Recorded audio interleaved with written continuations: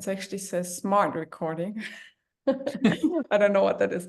So, hi everyone, welcome. I'm here, Marieke, from Belgium, Brussels, with Matt and Cy, actually, who are now in Sydney. Lucky, lucky ones. So, yeah, maybe you can introduce yourself a little bit very quickly, and then also say who I am, and then we can talk all about exercise, especially for women over 40. Of course. Perfect. Go ahead. Shall I start? So I'm Cy, and I'll let Matt introduce himself in a bit. We can talk about what we both do while we're here together. I'm a personal trainer. Been a personal trainer for the last 4.5 years. Originally from London, and like you said, we're in Sydney at the moment. Yeah, and similar story to me. I'm Matt. I've been a PT for 3 years and an online coach for the last year after we moved to Sydney. So set up my own online coaching service. And obviously we set up 20-minute strength together, which I'm sure we'll get onto shortly. Yeah, and that's how we basically met, right?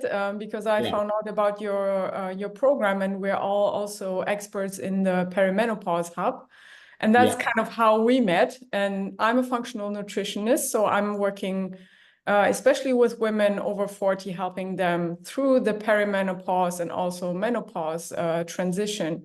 So it's really all about hormones, actually, but often we need to do some of the groundwork first to actually get better results with the hormones. So that can involve gut healing or healing food sensitivities, looking into toxic load.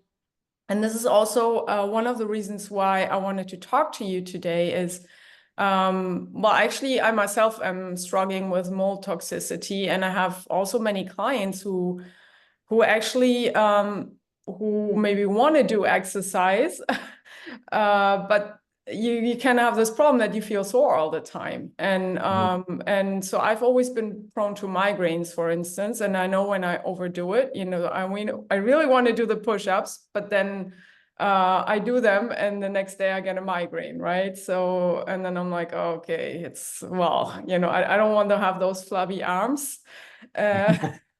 But also I don't want the migraine. So it's a little bit about, getting that, finding that sweet spot.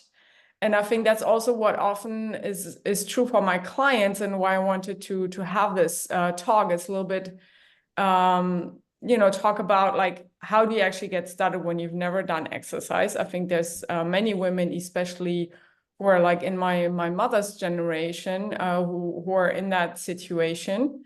And then also, if you have all these things going on and you actually want to do something, especially also many women deal with anxiety, right? And I think exercise is one of the best things that you can do for, for helping clear some of that anxiety. But it's also really, I think once we hit the 40s mark, and for some women that may be earlier or later, it's also about, changing the way we exercise, because I also have many women who come to me for weight loss, and they basically, what they do is they exercise harder but not smarter. So they actually do more and more, and it's mostly cardio sessions that they do. And then they eat less, and they don't, and actually they don't lose weight. And so that's maybe one thing that we should mention now, before we dive in, is that once we get into that age, it's really important that we change the way we exercise, so we don't actually push on the cardio, but we move more into like a weight training approach, because also we have this cortisol problem, which is our stress hormone. So when our progesterone goes down, actually our cortisol levels naturally go up. So we actually have a much higher baseline of cortisol. And that's what we also need to take into account, because when we do all this cardio, we're just, pushing more cortisol. And that's not what we want. We actually need something that's more balancing. And that can also play into that recovery effect for sure. And then, I mean, there's no secret, right? That when you build your muscle, that's actually the only way you can basically push your metabolism and continue to, your muscles will burn calories for you, right? So maybe you're probably more experts in that than me. So maybe you can talk a little bit about that. Yeah, for sure. Yeah, and I think you made a really good point that a lot of people, especially when it comes to wanting to lose weight, often they might even, do all the cardio, do lots of exercise, diet more, and some people won't lose weight, and some people might find they do lose weight, but they lose the weight that's really important. They lose the muscle, and that's not what you want. You want to lose the body fat, not the muscle. Like muscle, yeah, exactly. Particularly for women over 40, that's gold dust. We want to try and keep as much of that as possible. And the best way to do that is through strength training, definitely, and then adequate nutrition and recovery as well, which is going to make the biggest difference. Put simply, but we can definitely talk about tips on how. Yeah, I mean, I love that you mentioned that, because so many women are really just focused on the scale, right? What's on the scale. But actually, if you really actually measure yourself, because I mean, you don't want that, flabby belly, and as I said, but when you actually put on muscle, you will be heavier than before, usually, but you will actually see that your pants may be looser. So I mean, that's an important aspect, right? We don't want to be focused on the weight, but we really want to make sure that we have that muscle. And it's not only for the for the vanity or for the beauty aspect. I mean, those muscles are really protecting our bones, and they're basically keeping up our metabolism as we age, because otherwise we will just get older and frailer, and we will actually we will lose our vitality and our mobility as well. And there really hasn't been this narrative, or at least it hasn't been loud enough. And you kind of touched on it briefly there, Marique, about how it's so, particularly for women, it's so baked into our cultural and kind of societal norms that women should be constantly trying to lose weight and constantly dieting to get this ideal aesthetic, whatever that might be. And we're really trying to shift the narrative to focus on muscle building, which is why we don't speak too much about weight loss throughout our program at all, really. We have a kind of focus on nutrition, but we really make sure it's about building strength and building muscle mass, to make sure we're ticking all the boxes that you've already mentioned. Yeah, and I think also when we talk about building muscle mass or keeping muscle, a lot of women instantly are scared. Yeah. I remember when I first went to see a PT, when even at the age of, I think I was 17, I signed up to a gym, got offered a free PT session, and the PT asked me, "Oh, what are your goals?" And I said, "Oh, I want to lose some weight." And then he gave me some weights and sort of gave me a program. I was like, "Oh no, I don't want to lift weights because I'm scared I'm going to get huge." And that was so ingrained, and I think it's ingrained into my generation, definitely the older generation. Yeah, I think it's for sure. Still there, but you're not getting to a level of bodybuilder level of muscle takes so much dedicated hard work. It's not going to happen like that. Yeah, I was just gonna say, I dare you to try, right? Yeah, exactly. Try it first and see how far you get. Exactly. So it's when we talk about building muscle, we're not talking about looking extremely jacked and you can lift a car and sort of Hulk levels. We're talking about sort of a healthy level, which is going to help you help your vital organs, help you become more mobile, help you just keep a healthy metabolism, and essentially be capable in your life now and into your later years as well. Just enjoy life. Yeah, I mean, for me, it's really all about vitality, right? I want to be able to do what I want to do. I want to be able to walk, to do hikes, and so I want my body to follow my desires, really. And I think, when you get older, you need to work a little bit harder for doing that. And I think especially once we hit 60 years, we're at that threshold where it's really, really hard to actually build muscle mass. So the more we can do before that and just maintain it, it's much easier than, starting then, right? It's still possible, but it's much harder. It's never And so too late. I've actually tried your program. So I did the first exercise only. But I really liked I mean, I thought it was very well done. And the way you show the exercise, I think, very professional. So even somebody who doesn't know what to look out for, how to do the squat right. So you're showing all the right things, and it was really easy to follow. And I mean, in the end, it's 20 minutes, right? And that's what I really like about this as well. It's doable, and I think many women who actually want to start exercise, or when I talk about this, I mean, it seems so daunting, right? If you've never done it before. And maybe you can talk a little bit more about like some tips on, how to get started, even for like what I've done now, this 20-minute training. I think it was really great. And you also always give like an easy option. But I'm just thinking of one client, for instance, who I gave the task to do 5 push-ups in the morning.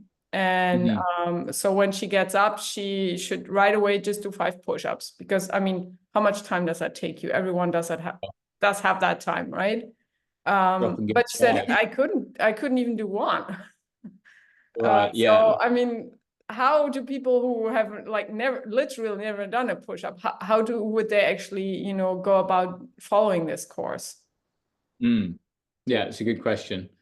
I think it might be useful to kind of start from where 20-minute strength originated from, because yes, the fact that it's 20 minutes, the fact that it's quick is such a big component of the program, particularly for the beginners and the demographic that we want to be able to access this program. So it was actually originally designed for Cy's dad, who Cy would give her programs being a PT, saying, here's how you get stronger, here's how you stay strong.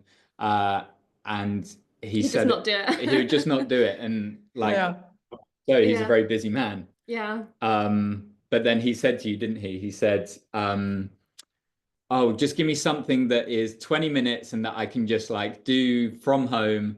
And I can just kind of like tick it off the list, and then I don't have to worry about it for the rest of the day. And so that's how it was kind of born. It was born out of necessity for Cy's dad, really. Nice, yeah. So in terms of like how to get started, I think the primary thing that people need to keep in mind is that there's no start that's too small. Like if all you can do is just, for instance, hold a plank position, that's perfect. That's exactly where you need to be starting. You don't need to be doing any more. I think we're kind of like, we get tricked by social media, or maybe just what we think the norm is, that we should be doing more. But you need to start with what you're comfortable with. And that's really kind of what we try to preach throughout the program, I think. Yeah, and I mean, honestly, like the first round that I did, I couldn't do as many push-ups. So the third set, I just held the push-up position. Yeah. So and I think that's, for everyone who's following these kind of online courses, I think it's so convenient because you can do them from home. But of course, you don't have somebody there who can tell you, oh, you're making this mistake, or but basically it's just about, okay, I'll do 1 push-up. Okay, I managed, or I do it, on my knees, or I really just, push. I'm not even holding my weight on my knees, but I'm just really, doing a very like an even lighter version of that. But you can also just, you can, and I think you even do have videos that show instructions, or that will probably show those kind of options. So I think it's really doable for everyone. And even, as we said, somebody who couldn't do 20 minutes, I think you have like 3 sets of repetitions in those, so they could just do 1. And always come back to it, and then repeat, rinse and repeat, rinse and repeat until you're able to do 2, right? Absolutely, yeah. So I think those are things that people also, that these women should, keep in mind, that you don't have to like do the whole thing, even, if we say it's just 20 minutes, but that may be a lot for, somebody who's never done these things. Yeah.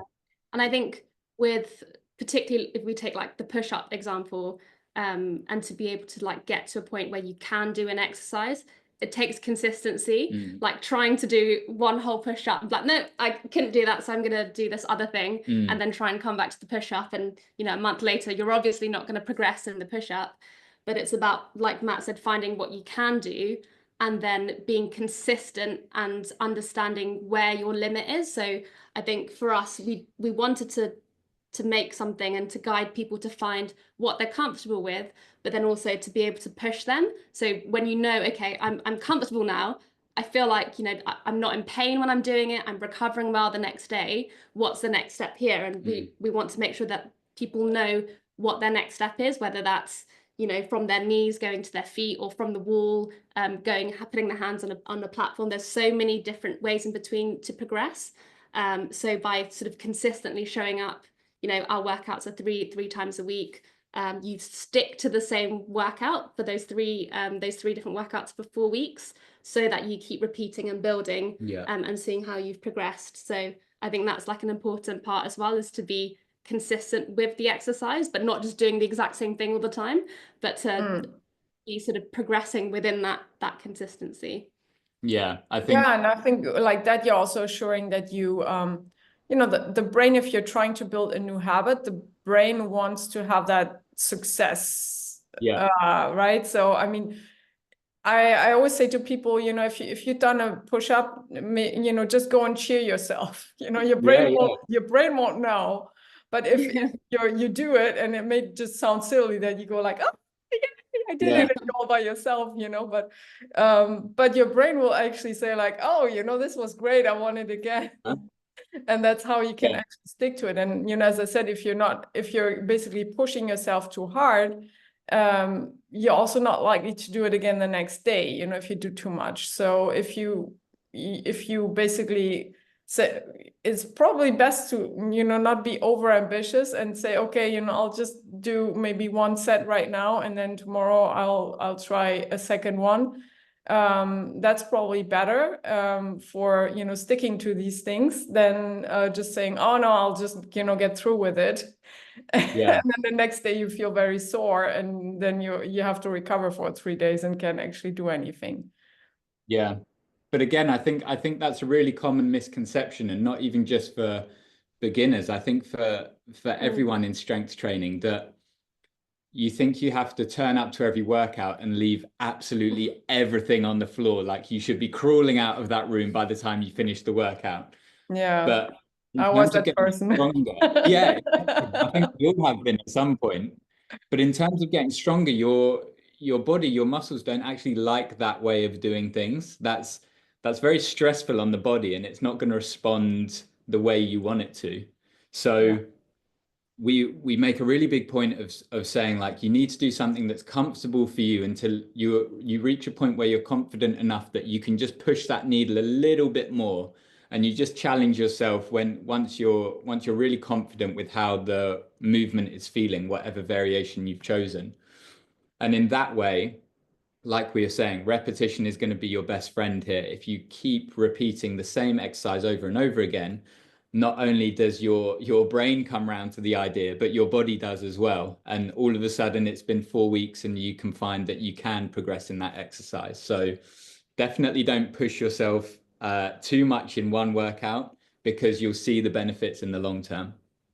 Yeah. And just one thing also for, the importance really, as you say, it's consistency, keeping with it. And I think that's also where many people kind of fall off that wagon, because they, it's like, beginning of the year, everyone signs up for the gym. And then by February, it's like, okay, well, I tried that. Let's just forget I tried. Yeah. So, I mean, I think that happens a lot. But the thing is, when we, really we actually lose muscle mass so quickly. So actually every 3 hours that we don't eat protein, we will lose muscle mass. Did you know that? I got, No, gosh, where's I the mean, protein? it's how just long did crazy. it? So, and I mean, so you go 2 days without exercising, and you go like, well, I mean, you don't, and I certainly wouldn't say that everyone should exercise every day, but you will already lose muscle mass if you don't, eat enough of that protein. And what I also now always bring in is amino acids, because that can really help. That's also one point, I think, the weight bearing exercise, but also many women have really trouble eating enough protein. And I also don't want people to feel like they're stuffing themselves when they can't, and you don't enjoy eating anymore. So there's definitely some tricks that you can use, like the amino acids, that actually can lower your protein need, but also can make sure when you go through like maybe intermittent fasting or periods, so I take them before bed, for instance, and I've really seen that it helps me recover much better. So really can, because I have dinner very early, and I usually it's like an intermittent fasting I'm doing before breakfast. And so basically my evening is the period where I don't eat, and then I take those amino acids, and they really help me don't break down that muscle mass. But so it's, basically what keeps up your muscle mass is eating that protein. It helps maintain it. But then, of course, you also need to exercise your muscles. And that's how you maintain it, but also how you build it.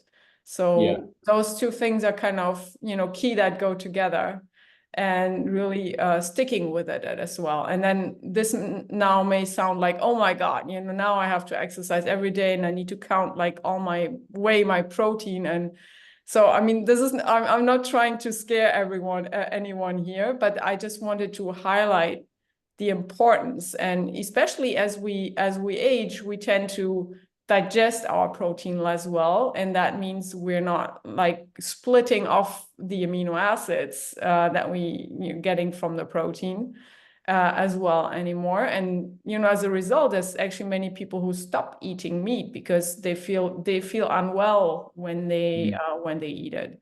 I see that the older people get, the less usually they have that level of stomach acid and digestive enzymes that will actually allow them to digest their food. And that's kind of counterproductive, right? Because then you eat less of all these things and all the good things, basically. And you eat more of usually the carbs and things that you feel you're digesting better. And you just, losing your muscle mass, and you're losing all the good things and that vitality, and your metabolism goes down. So it's really all those key things that are important to keep up as we age. Yeah, and it becomes even more important as we age to have more protein. Yeah, exactly. We should even eat more. Yeah, for sure. And that's one thing I wanted to also touch on is isometric exercise. So I actually knew that kind of exercise, but I didn't know it's called isometric exercise.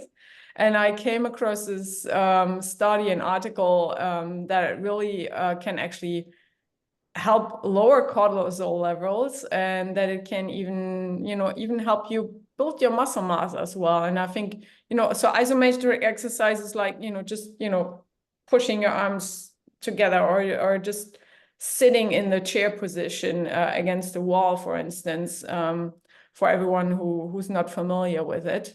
I just wanted to have your point of view, and I think this could probably also be a good kind of substitute for people who are doing your course, who are not able to, do a full push-up or something yet.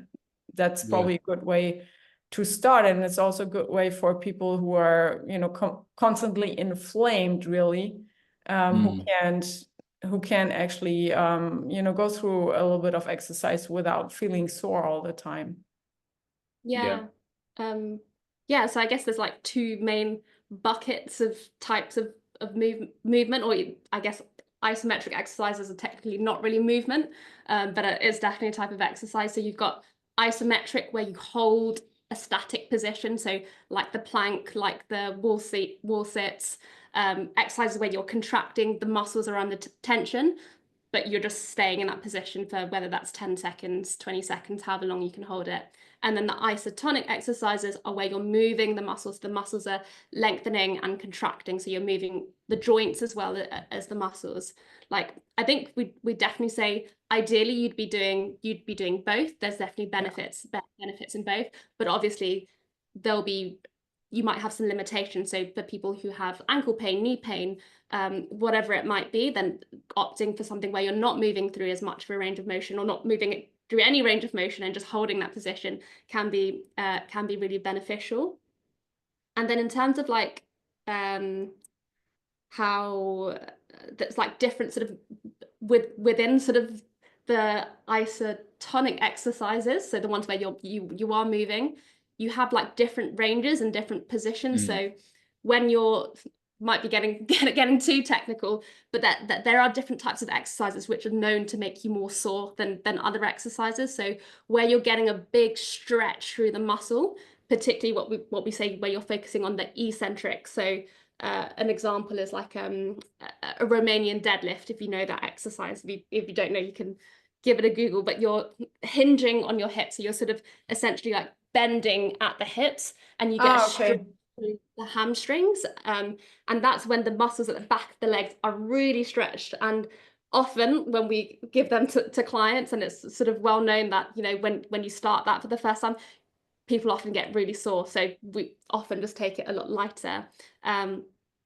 So people's bodies are going to be affected by different ways. So understanding where you are, understanding what sort of movement patterns will affect you in what way, I think is really empowering to then know, okay, I know I'm going to get really sore if I do this type of thing. So let me not do that now and focus on this, and then sort of gradually build it up. I think something that's initially daunting then you become quite free with the knowledge that maybe today you can just do isometric holds. Maybe on another day you feel more able to go through the full range of motion for a squat. You've got so many options that you can start to really like build a structure for yourself based on how you're feeling, and it becomes really individualized and personal to you, which is the amazing thing about strength training.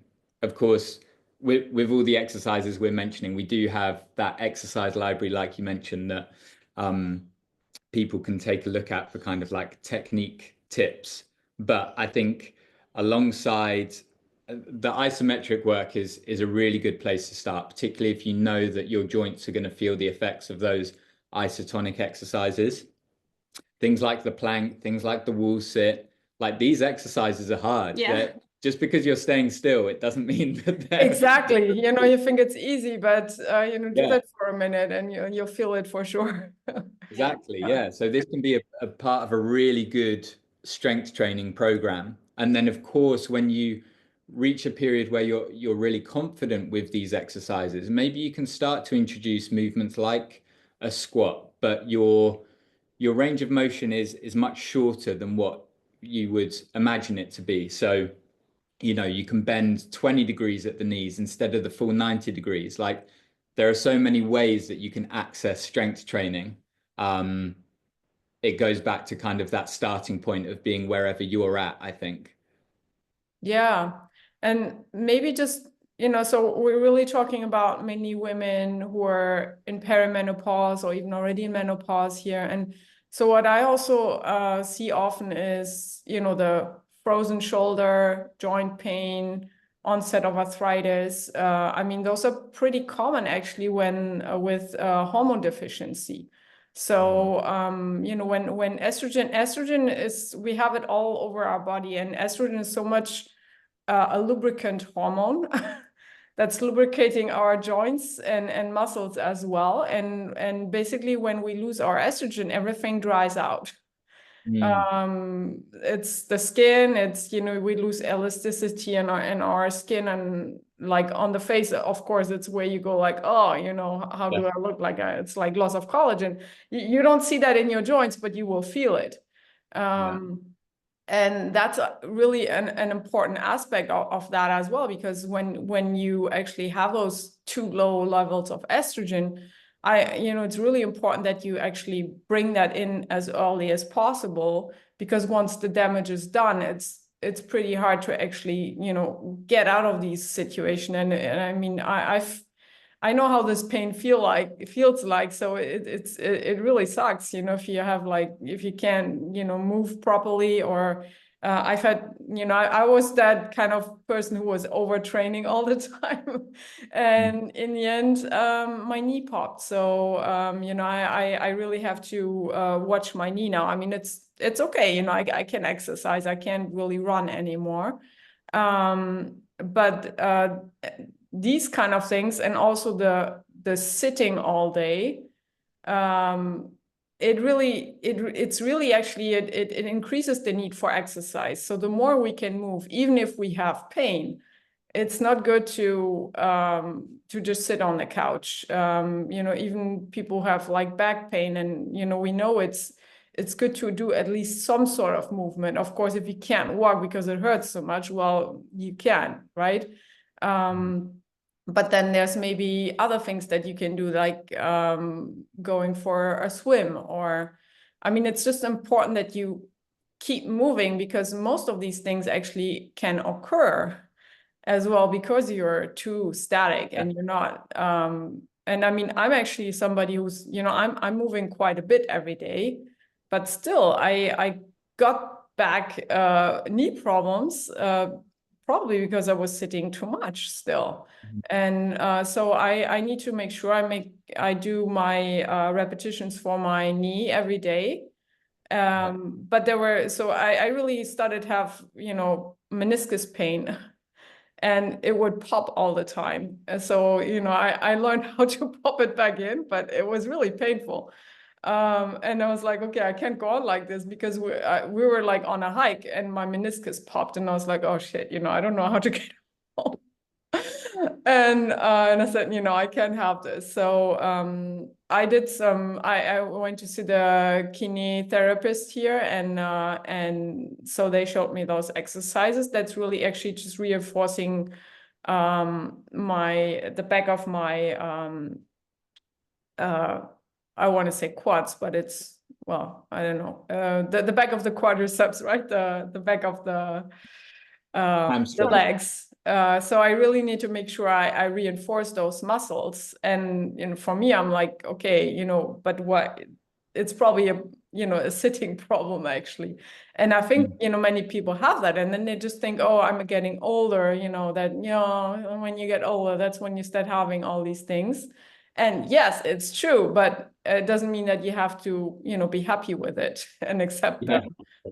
Yeah, sure. I think people often associate having sort of muscle and strength with power and being able to lift heavy and do things, but another function of the muscles is to protect the joints and to sort of absorb the force that you put onto your body every day. So the more strength and muscle you have, the less pressure there's going to be on your joints, and the more pain-free you should be day to day as well. So I guess that's another sort of reason why muscle's so great. Yeah, and protecting the bone mass as well. I mean, so many women get actually fragile bones when they get older, also linked to loss of hormones. But one way to actually keeping that up is, and then they all start, then doctors give them calcium supplements. And I'm like, oh my God, no. So I mean, it's really about getting your hormone levels right, but continuing to stimulate your muscle mass and your bone mass with that exercise. That's really what you need to do, because taking calcium will not do any of that for you. It will just clog up your arteries, really. Yeah. No, if you don't use it, you lose it, as they say. Yeah, that's very well said. Yeah, I love that. Yeah, I think so for everyone who's struggling with that sort of inflammation, I would also invite them to look deeper into what are your hormone levels? Do you need to look into bioidentical or body identical hormone therapy? Is there maybe some other underlying infections, like with arthritis? There's often a link to the gut that I find that causes inflammation there, and then there's really specific bacteria that that are linked to rheumatoid arthritis as an autoimmune disease. So they're called Prevotella copri. So I see these often elevated with women who, you know, have those sort of problem. So I think those are all things that, you know, somebody who has high levels of inflammation, that's basically what you have when you're feeling sore all the time. I mean, sometimes it can just be because you're not eating right and because you're lacking minerals and you're not drinking enough water. So, you know, those are kind of the basics really. But I think it's good to also look into, you know, why do you have this inflammation, kind of get to the root of that and eliminate that. But exercise is actually also a great way to eliminate toxins, right? Because even if you're doing weight-bearing exercise, you can sweat as well. And so, you know, those are all things that actually go hand in hand and that go together. And so I really love that, you know, clients who have some level of inflammation and who need to do some detox and who need to basically do, you know, all sorts of kind of groundwork, but that they actually have this, you know, that they have these kind of easy options available so they can still be able to do exercise and to stick with it. And just one thing I was wondering about, so when you do your online course, maybe you can explain a little bit better how it works in detail. But I was wondering if it's also possible to book on a private session with one of you or both of you on top of that. Yeah. Do you want to explain the program first? Yes. So our program it's an online program. You pay for it one-off. It's £60 as we record this. So into whatever equivalent it is in the currency you're looking at. And it's a 12-week course, but you get the program for life. So you can repeat it as many times as you want. We're both in the videos doing it alongside you. So we both show a different variation, and we've got an exercise library as well. So you can really find that right variation for you and whatever your level is, if that's sort of sticking to the isometric exercises, if it's really regressing it, or if you're sort of a bit more advanced as well, and want that extra push. Yeah, we show you all the different variations. And yeah, you can tick it along. So one thing we like is you go through the program, you can tick it along, see your progress. And yeah, I think I think we're reaching a stage where everyone kind of knows why they should be strength training, particularly this demographic of older women who are experiencing menopause. But it's the how that's still like the biggest hurdle to overcome. Yeah. And that the how is what we think our program tackles, is making it easy to work into your day, explaining all of the exercises, giving you options, and really kind of like walking you through the 12 weeks that you can then, as Cy says, repeat from your new, stronger baseline, stronger version of yourself. So yeah, it's really like addressing that we think the program does for people. And you only need a resistance band and a sturdy chair. We recommend weights once you've been through the program, or if you want to sort of progress even more. But yeah, to begin with, that's all you need, and you can use that for a while. Yeah, I really loved also that you don't actually need any material. And I think for weights, you know, anyone probably has some water bottles at home or something that you can use, you know, that weighs a little bit like 1 or 2 kilos to get started. Got some flour from the shop. I was like, wait, these are really good weights that you could use. And some 20-minute thinkers have been known to use bottles of wine as well. So you can really mix it up. Yeah, for sure. So you don't need any material. And to be fair, I think it was, what was it, 24 minutes or so. You do some warm up as well. But I think, you know, especially if you get up a little bit earlier in the morning, you can just really get that in, you know, before your breakfast or before you head out to work.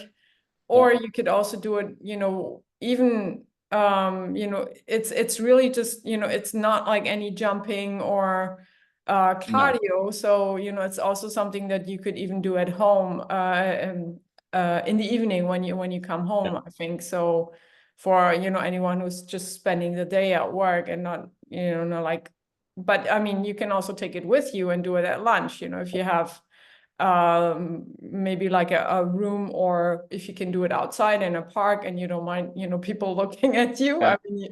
I mean, that's why I love about this online, you know, you can take it with you when you're traveling. So you actually, you don't have an excuse not to do it. You can get the office involved. Yeah, for sure. Yeah, that would be a great way. You should offer this as a corporate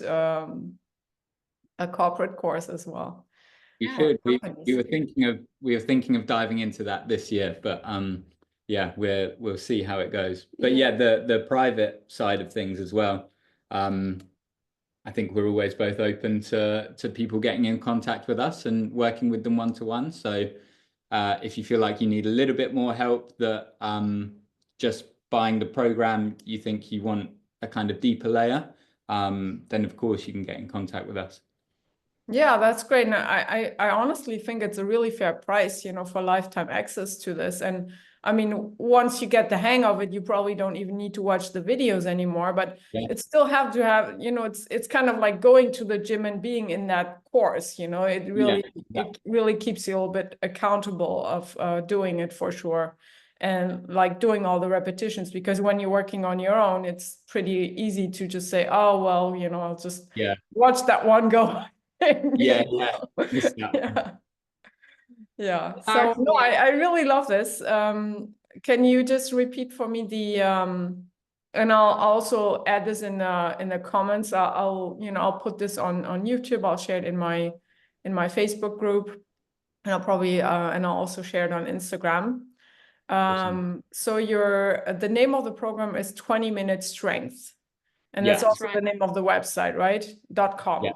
If I remember correctly. That's 20minutestrength.com. Yeah. Okay, great. Is there anything else you wanted to mention? I think that's it. Yeah. No, I We've really covered enjoyed quite a lot. Yeah. Yeah, I think we covered a lot. I mean, we kind of went all over the place. I wanted to actually to do it a little bit more structured, but I mean, like, you know, do like topic per topic, but I think it's also more fun to just really have a conversation, a flowing conversation, right? Yeah. Okay, well then, thank you very much for being on today, and we'll share this on all the platforms and share the links, and yeah, everyone have a good day. Awesome. Bye. Thanks, Marie. Bye.